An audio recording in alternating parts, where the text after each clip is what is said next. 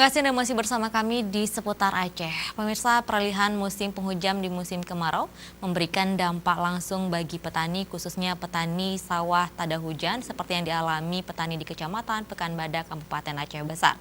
Di mana musim panas seperti ini, sawah mereka mengalami kekeringan dan petani sempat kesulitan air yang mengalir persawahan mereka karena mengandalkan hujan untuk bercocok tanam.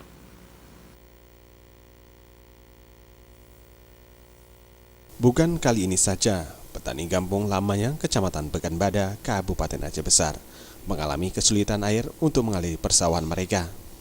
Kondisi tersebut dialami setiap tahun. Untuk bercocok tanaman lebih mengandalkan musim penghujan karena berada di daerah pesisir, tidak ada akses air irigasi.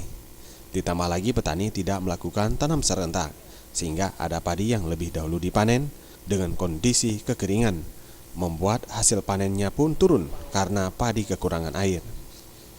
Ini ada kebanyakan daun karena padinya pun nggak berat kan, kekurangan air.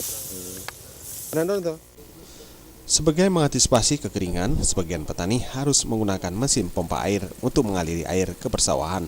Tentu saja harus mengeluarkan biaya tambahan, belum tentu hasil panen meningkat. Ya istilahnya untuk tahun ini mungkin harapan untuk panen bagus tuh ya jauh nah. Karena kondisi alam yang tidak mendukung karena curah hujannya terlalu kurang untuk tahun ini. Di Kecamatan Pekanbadak, Kabupaten Aceh Besar, 600 hektar lahan produktif pertanian khususnya padi dilanda kekeringan. 300 diantaranya berada di Kampung Lamayang. Masuknya musim kemarau tentu saja memberikan dampak pada lahan sawah karena masih banyak juga padi yang sangat membutuhkan air. Tim Liputan Aceh TV.